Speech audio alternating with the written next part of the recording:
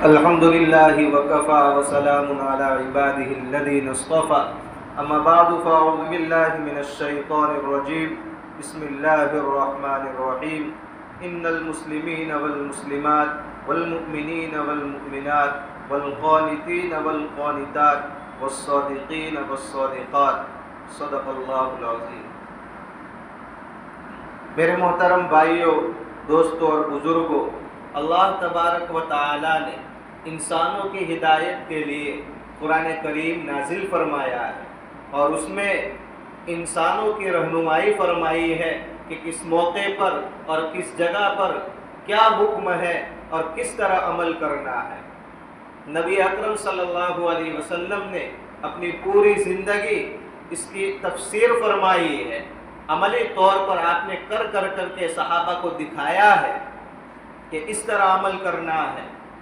چنانچہ ایک موقع پر آپ علیہ السلام نے فرمایا صلو کما رأیتمونی اصلی، کہ تم اس طرح نماز پڑھو جس طرح مجھے نماز پڑھتے ہوئے دیکھتے ہو۔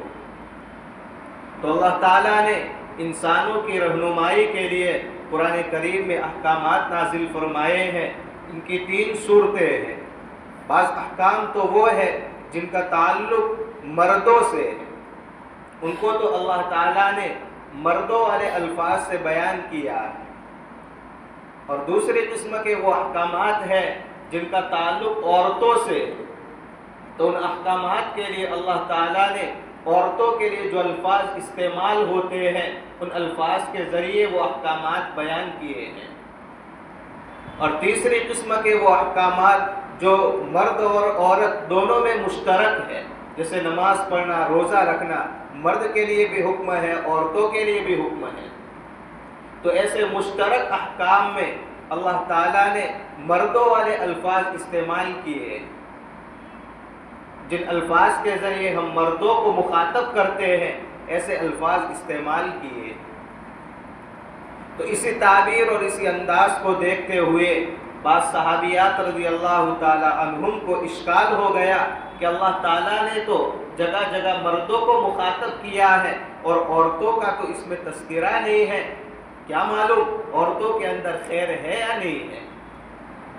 تو اللہ تعالیٰ نے ان صحابیات عورتوں کی دلجوئی کے لیے سورہ احزاب کی 35ویں نمبر کی آیت نازل فرمائی، اور اس میں 10 صفات ذکر کیے ہیں، ان میں مردوں والے الفاظ بھی لائے اور عورتوں والے الفاظ بھی لائے، اور یہ اشارہ کیا کہ مرد ہو یا عورت ہو وہ ہدایت کی راہ میں ترقی پا سکتا ہے، روحانیت کے اعتبار سے ترقی کر سکتا ہے، بس شرط یہ ہے کہ وہ اپنے اندر اس طرح کے احکامات جو دیے جاتے ہیں وہ احکامات کے اوپر عمل کرے اور اپنے اندر ان صفات کو پیدا کرے، تو وہ انسان چاہے مرد ہو یا عورت ہو اس کو کامیابی ملے گی، جنت عطا ہوگی۔ تو ان 10 صفات میں سے 3 صفات کا تذکرہ تو اس سے پہلے ہو چکا ہے۔ آگے چوتھا وصف اللہ بیان فرماتے ہیں والصادقین والصادقہ، سچ بولنے والے مرد اور سچ بولنے والی عورتیں، کہ جو مرد ہو یا عورت ہو لیکن سچ بولنے کا اہتمام کرتے ہیں، بولنے میں بھی اور عملی اعتبار سے بھی سچائی کا ثبوت دیتے ہیں، تو یہ وہ وصف ہوا جن کے لیے اللہ نے آگے انعام بیان کیا ہے۔ نبی اکرم صلی اللہ علیہ وسلم نے ارشاد فرمایا کہ جو شخص سچ بولتا ہے وہ نجات پاتا ہے۔ آگے آپ نے ارشاد فرمایا کہ تم اپنے اوپر سچ کو لازم پکڑ لو، فَإِنَّ الصِّدْقَ يَهْدِي إِلَى الْبِرِّ، اس لیے کہ سچائی اور سچ بولنا ہدایت کی طرف، نیکی کا راستہ دکھاتا ہے۔ مطلب انسان سچ بولتا ہے تو اس سچ بولنے کی برکت سے بہت ساری نیکیوں کے راستے اس کے لیے کھل جاتے ہیں اور ان نیکیوں پر عمل کرنا آسان ہو جاتا ہے۔ وَإِنَّ الْبِرَّ يَهْدِي إِلَى الْجَنَّةِ، اور نیکیاں انسان کو جنت تک پہنچا دیتی ہیں۔ پھر آگے آپ نے فرمایا کہ تم اپنے آپ کو جھوٹ سے بچاؤ، اس لیے کہ جھوٹ برائی کی طرف رہنمائی کرتا ہے، جھوٹ کی وجہ سے گناہوں کے راستے کھلتے ہیں۔ ایک جھوٹ کو سچ ثابت کرنے کے لیے 100 مرتبہ جھوٹ بولنا پڑتا ہے، پھر بھی وہ سچ نہیں بنتا ہے۔ تو جھوٹ بولنا یہ برائیوں کے دروازے کھولتا ہے اور برائیاں انسان کو جہنم تک پہنچا دیتی ہیں۔ پھر آگے آپ نے ارشاد فرمایا کہ جو انسان سچ بولتا ہے اور سچ بولنے کا اہتمام کرتا ہے، پوری کوشش کرتا ہے کہ میں اپنے معاملے میں اپنی بات میں سچا رہوں، تو اس طرح کوشش کرتا رہتا ہے یہاں تک کہ اللہ تعالیٰ کی فہرست میں وہ صدیق لکھ دیا جاتا ہے۔ انبیاء کے بعد جو سب سے بڑا مقام اور مرتبہ ہے وہ شہداء کا ہے، من النبیین والصدیقین والشہداء۔ انبیاء کے بعد جو سب سے بڑا مقام اور مرتبہ ہے وہ صدیقین کا ہے، شہداء کا تیسرے نمبر پر ہے۔ تو جو آدمی سچ بولنے کا اہتمام کرتا ہے، سچ بولتا ہے، تو اللہ کی فہرست میں سچوں کے اندر شمار کر دیا جاتا ہے۔ اس کو اللہ صدیقین والا مقام اور مرتبہ عطا کرتے ہیں۔ اور جو آدمی جھوٹ بولتا ہے، جھوٹ بولنے کی کوشش کرتا ہے، تو وہ اللہ کے نزدیک جھوٹوں میں لکھ دیا جاتا ہے، اس کا شمار کذابوں میں ہوتا ہے۔ اللہ تعالیٰ جھوٹ سے ہم سب کی حفاظت فرمائے۔ پھر آگے پانچواں وصف اللہ نے بیان فرمایا، والصابرین والصابرات، کہ صبر کرنے والے مرد اور صبر کرنے والی عورتیں۔ صبر کہا جاتا ہے ناگوار چیزوں پر نفس کو کنٹرول کر کے رکھنا، روک کر کے رکھنا۔ جیسے عبادت کرنا ہے، عبادت کرتے ہیں، دل کے اوپر بوجھ پڑتا ہے، نفس کے اوپر بوجھ پڑتا ہے، روزہ رکھنا ہے تو اس کی وجہ سے بھوک پیاس لگتی ہے اور نفس کے اوپر بوجھ پڑتا ہے۔ گناہ کا تقاضا ہو رہا ہے، انسان اپنے آپ کو گناہ سے بچا رہا ہے، تو اس بچانے میں نفس کے اوپر بوجھ پڑتا ہے۔ اسی لیے علماء نے لکھا ہے کہ صبر کی 3 قسمیں ہیں۔ پہلی قسم ہے صبر علی الطاعہ، اللہ کی اطاعت اور فرما برداری کرنے میں جو تکلیفیں آتی ہے، نفس کے اوپر جو ناگواریاں ہوتی ہے، اس کو برداشت کرنا، یہ ہے عبادت اور اطاعت پر صبر کرنا۔ دوسری قسم ہے صبر علی المعصیہ، کہ گناہ کرنے کا تقاضا ہو رہا ہے، نافرمانی کرنے کا تقاضا ہو رہا ہے، پھر بھی انسان اپنے آپ کو کنٹرول میں کر کے گناہ سے بچاتا ہے۔ تو یہ اپنے آپ کو جو کنٹرول میں کیا، برداشت کیا، نفس کے اوپر آرا چلایا، تو یہ ہے صبر علی المعصیہ، کہ گناہ سے بچنے میں جو تکلیف ہوئی اس کے اوپر انسان نے صبر کیا۔ اور صبر کی تیسری قسم ہے جس کو ہم صبر کہتے ہیں، کہ کوئی مصیبت اور تکلیف آ جائے اور اس موقع پر انسان صبر کرے، اپنے آپ کو کنٹرول میں رکھے اور نافرمانی والے اور مایوسی والے الفاظ نہ بولے۔ تو یہ تینوں قسم کی جو صبر ہے وہ اس صبر کے مفہوم میں داخل ہے۔ تو جو انسان چاہے وہ عبادت کی لائن سے تکلیف ہوتی ہو اس کے اوپر صبر کرے، گناہ سے بچنے کی لائن سے اس کو تکلیف ہوتی ہو اس کے اوپر صبر کرے، اور اللہ کی طرف سے کوئی مصیبت آ جائے اور اس کے اوپر وہ صبر کرے، تو یہ صبر کرنے والا بندہ اسی صابرین میں لکھا جائے گا۔ جو 10 اوصاف ہے ان میں سے ایک وصف یہ بھی ہے۔ جیسے انسان کی 2 حالتیں ہیں، نعمتوں والی حالت اور تکلیفوں والی حالت۔ دونوں حالتوں کے لیے اللہ تعالیٰ نے انسان کو حکم دیا ہے کہ تو اگر نعمتوں کی حالت میں ہے تو شکر ادا کر، لئن شکرتم لازیدنکم، شکر گزاری کرے گا تو میں تیری نعمتوں میں اور اضافہ کروں گا۔ اور دوسری حالت ہے تکلیفوں والی حالت، تو اگر تکلیفوں والی حالت سے گزر رہا ہے تو صبر کر، ان اللہ مع الصابرین، صبر کرنے والوں کے ساتھ اللہ کی مدد ہوتی ہے۔ آگے اللہ تعالیٰ نے ایک اور وصف بیان کیا، والخاشعین والخاشعات، جھکنے والے یعنی عاجزی کرنے والے اور تواضع کرنے والے مرد اور تواضع کرنے والی عورتیں، کہ اپنے آپ کو چھوٹا سمجھتے ہیں، اللہ کے احکام کے سامنے اپنے آپ کو پیش کر دیتے ہیں کہ میرے رب کا حکم ہے، مجھے ماننا چاہیے، اتراتے نہیں ہے، اکڑتے نہیں ہے، تو رب کے حکم کے سامنے اکڑتے نہیں ہے، تواضع اختیار کرتے ہیں، اور اسی طرح انسانوں کے ساتھ بھی تواضع اختیار کرتے ہیں، کسی کو حقیر اور ذلیل نہیں سمجھتے ہیں، تو ایسے وصف والے کہلائیں گے خاشعین والخاشعات، کہ خشوع کرنے والے تواضع کرنے والے اور تواضع کرنے والی عورتیں، والمتصدقین والمتصدقات، صدقہ کرنے والے مرد اور صدقہ کرنے والی عورتیں۔ صدقہ چاہے نفل ہو، جس کو یا واجب ہو یا فرض ہو، یعنی زکوٰۃ ہو، یا پھر اور کوئی نفلی صدقہ ہے، یا کوئی ہم نے نظر منت وغیرہ کا صدقہ مانا ہے، وہ سارے صدقات اس میں داخل ہیں کہ انسان اپنے مال کی زکوٰۃ ادا کرے، اور زکوٰۃ ادا کرنے کے بعد بھی گنجائش ہے اور ہمت ہے تو نفلی صدقات بھی ادا کرتا رہے، نفلی صدقات بھی لوگوں کو دیتا رہے۔ یہ ہمارا لوگوں کو دینا لوگوں کے اوپر ہمارا احسان نہیں ہے، بلکہ ہمارا اپنی ذات کے اوپر احسان ہے۔ کیا مطلب؟ جب بڑی کوئی کمپنی ہوتی ہے جو پروڈکٹ تیار کرتی ہے تو ہر کسٹمر کے پاس وہ پروڈکٹ براہ راست نہیں پہنچاتی ہے۔ سامان جو تیار ہوا ہے اس کے لیے وہ اپنا ڈسٹریبیوٹر رکھتی ہے، سپلائر رکھتی ہے، بہت بڑا جتھا ان کو دیتی ہے، پھر وہ جو ڈسٹریبیوٹر والے ہیں، سپلائر ہے، وہ پھر دوسرے کسٹمر اور گراہکوں کو سامان پہنچاتی ہے۔ یعنی کمپنی براہ راست ہر کسٹمر اور ہر گراہک کو سامان نہیں دیتی ہے، بیچ میں واسطے رکھتی ہے۔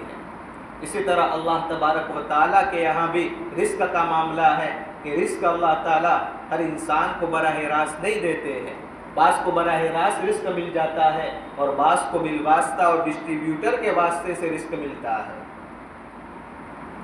تو اگر ہم صدقہ کرتے رہیں گے، لوگوں کو دیتے رہیں گے، یعنی اس کی قسمت کی روزی میرے گھر میں آ رہی ہے اور پھر میرے گھر سے وہ اس کی روزی تقسیم ہو رہی ہے، اور دینا ہم بند کر دیں گے تو پھر اس کی روزی ہمارے گھر سے بند ہو گئی، اللہ اس کے لیے ایک اور انتظام کر دے گا۔ تو ہمارا ڈسٹریبیوٹر اور ہمارا جو واسطہ یہ بڑھتا رہے اور اس میں اضافہ ہوتا رہے، اس کے لیے ہم پر ضروری ہے کہ ہم زیادہ سے زیادہ اللہ کے راستے میں خرچ کرتے رہیں۔ تو ایک فائدہ تو یہ ہوگا کہ ظاہری اعتبار سے اور باطنی اعتبار سے رزق میں برکت ہوگی، اور دوسرا بڑا فائدہ اللہ اجر اور ثواب عطا فرمائے گا۔ تو ہمیں نیک صدقہ کر کے، کسی کی مدد کر کے اپنے اوپر نہیں اترانا چاہیے، نہ کسی اور کو تانا دینا چاہیے، نہ تکلیف دینی چاہیے، بلکہ اللہ کا شکر ادا کرنا چاہیے۔ جو انسان دینے کے بعد احسان جتلاتا ہے تو اس کے لیے اللہ فرماتے ہیں لا تبطلوا صدقاتکم بالمن والاذى، کہ تم اپنے صدقات کو تکلیف کے ذریعے اور احسان جتلانے کے ذریعے باطل نہ کرو۔ کیا مطلب؟ انسان صدقہ کرنے کے بعد احسان جتلاتا ہے کہ کھلا موقع پر ہم نے تجھے اتنے پیسے دیے تھے، کھلا موقع پر میں نے تیرا کام کروا دیا تھا، تو اس طرح احسان جتلاتا ہے یا تکلیفیں دیتا ہے تو اس کا وہ جو صدقہ ہے یعنی اس کا اجر اللہ کے یہاں باطل ہو جاتا ہے۔ جس طرح ریاکاری کے لیے آدمی خرچ کرتا ہے کہ معاشرے میں اور محلے میں بڑا سخی شمار کیا جاؤں، اس نیت سے صدقہ کرتا ہے تو اس آدمی کا اجر ضائع ہو جاتا ہے۔ تو ہمیں زیادہ سے زیادہ صدقہ کرنا چاہیے اور اس میں اللہ کا شکر ادا کرنا چاہیے۔ جس کو ہم نے دیا ہے اس کے اوپر احسان نہیں سمجھنا چاہیے، بلکہ ہمیں اپنی ذات کے اوپر احسان سمجھنا چاہیے کہ اس نے ہمارا صدقہ اور ہماری زکوٰۃ قبول کر لی ہے، اللہ کا شکر ہے کہ اس کے ذریعے ہمارا ایک فریضہ ادا ہوا۔ آگے اللہ فرماتے ہیں والصائمین والصائمات، روزہ رکھنے والے مرد اور روزہ رکھنے والی عورتیں۔ تو جو لوگ کثرت سے روزہ رکھتے ہیں وہ بھی اس میں داخل ہیں۔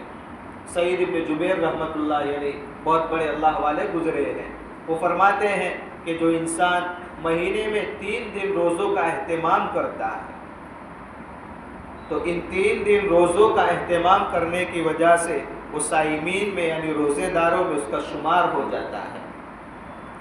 آگے 9واں وصف اللہ نے فرمایا والحافظین فروجہم والحافظات، کہ اپنی شرمگاہوں کی حفاظت کرنے والے مرد اور حفاظت کرنے والی عورتیں۔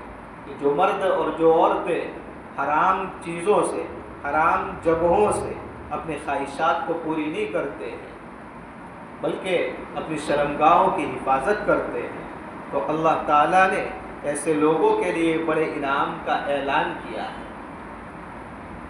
آج کل بے حیائی کا ماحول ہے، جگہ جگہ عریانیت اور فحاشی کی دعوتیں دی جاتی ہیں۔ ایسے موقع پر بچنا تھوڑا مشکل ہو جاتا ہے، لیکن جو انسان ارادہ کرتا ہے، عزم کرتا ہے، بچنے کی کوشش کرتا ہے، اللہ اس کے لیے بچنا آسان کر دیتے ہیں۔ آپ نے سنا ہوگا حضرت یوسف علیہ السلام کو جب زلیخا نے بند کر دیا تھا، 7 کمروں کے اندر بند کیا تھا اور ہر کمرے کے دروازے کے اوپر تالا تھا۔ اب دیکھا جائے تو تالا لگا ہوا ہے، انسان کے بس میں تو کچھ نہیں ہے، کیا کرے گا؟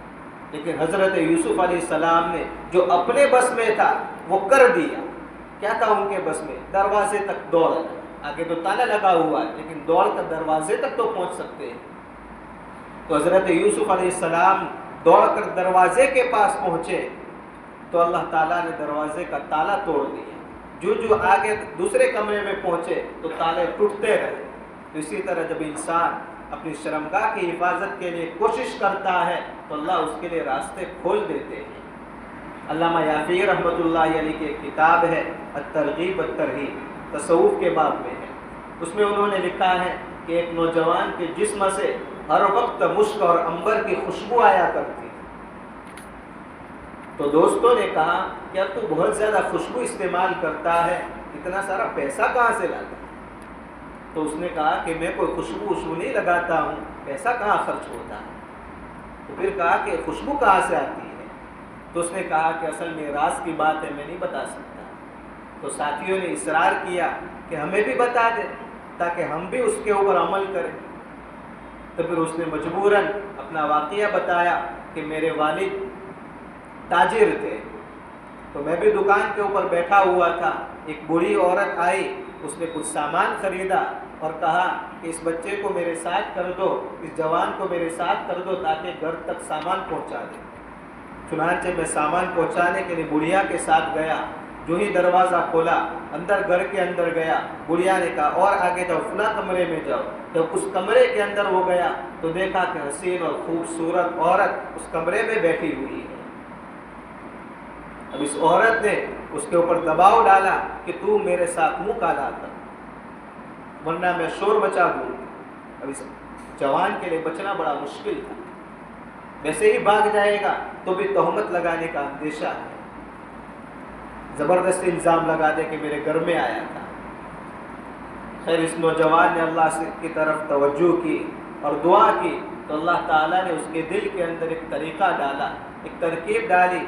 اس نے کہا کہ مجھے استنجے کا تقاضا ہے، تو اس عورت نے اجازت دے دی کہ جا استنجے سے فارغ آ جا، پھر اپنا کام کرتے ہیں۔ وہ استنجا خانے میں گیا اور استنجا کر کے پوری نجاست اپنے جسم کے اوپر لگا دی، اور نجاست لگانے کے بعد اس عورت کے پاس آیا۔ عورت نے دیکھا کہ تو پاگل لگ رہا ہے، اس کو وہاں سے بھگا دیا۔ تو اس طریقے سے وہ بچ گئے۔ اب آگے کیا ہوا؟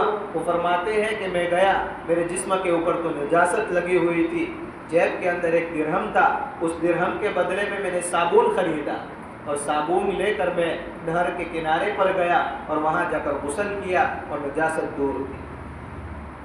جب رات میں سویا تو اس رات میں ایک فرشتہ آیا اور اس نے کہا کہ تو نے اپنے اس عمل کے بدلے میں جنت خرید لی، بے حیائی اور برائی سے بچا، اللہ اس کے بدلے میں تجھے جنت عطا کرے گا۔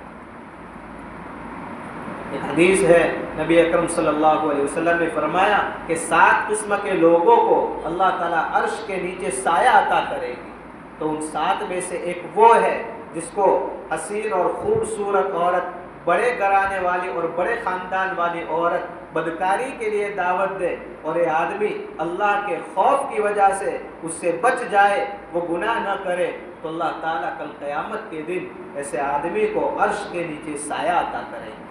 بڑا انعام ہے۔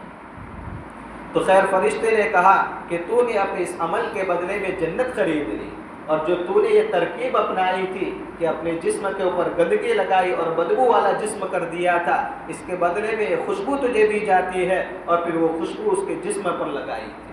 تو اس نوجوان نے کہا کہ وہ جو خوشبو لگائی گئی ہے خواب میں، اسی خوشبو کا اثر ہے کہ ہر وقت بدن مہکتا رہتا ہے۔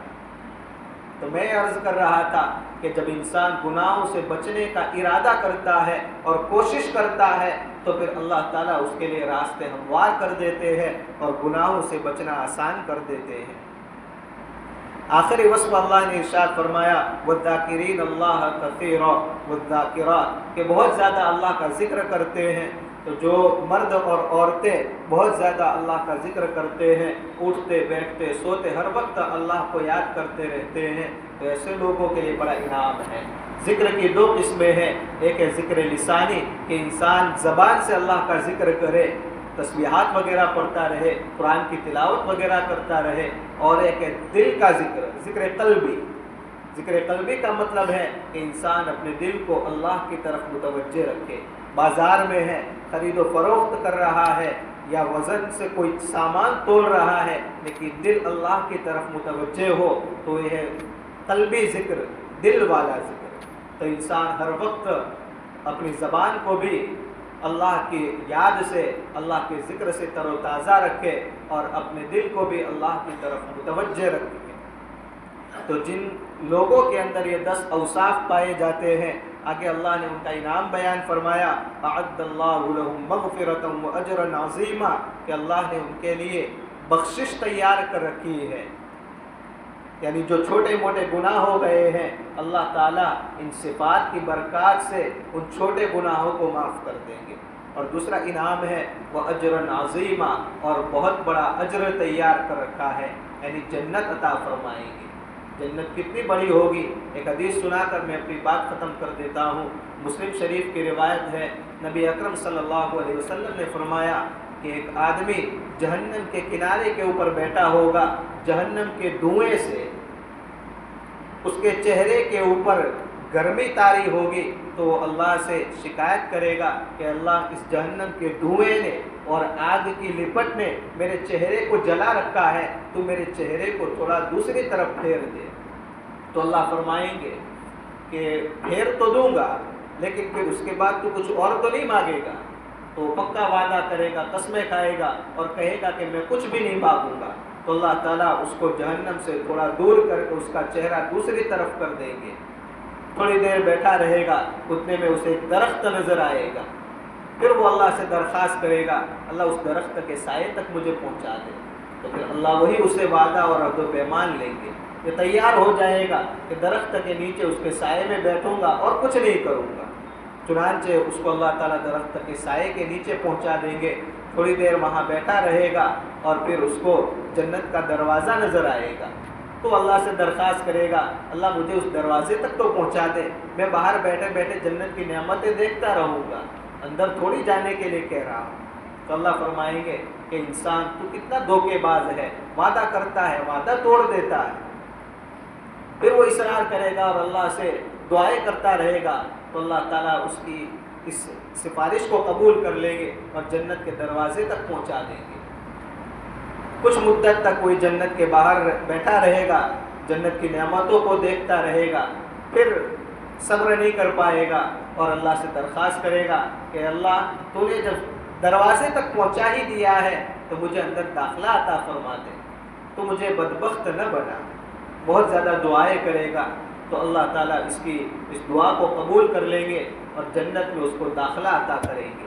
جب وہ جنت میں جائے گا اللہ فرمائیں گے کہ تجھے ہم اور بھی نعمتیں دیتے ہیں، تو تمنا کر، جو نعمت تجھے چاہیے وہ مل جائے گی۔ وہ تمنا کرے گا اللہ یہ بھی چاہیے، وہ بھی چاہیے، وہ بھی چاہیے، یہاں تک کہ اس کی تمنائیں پوری ہو جائے گی تو اللہ تعالیٰ اس کو یاد دلائیں گے فلاں چیز ابھی باقی ہے وہ بھی مانگ لے، فلاں چیز باقی ہے وہ بھی مانگ لے، یعنی جتنی اس کی تمنائیں ہو سکتی ہے وہ ساری نعمتیں اس کو دے دی جائے گی۔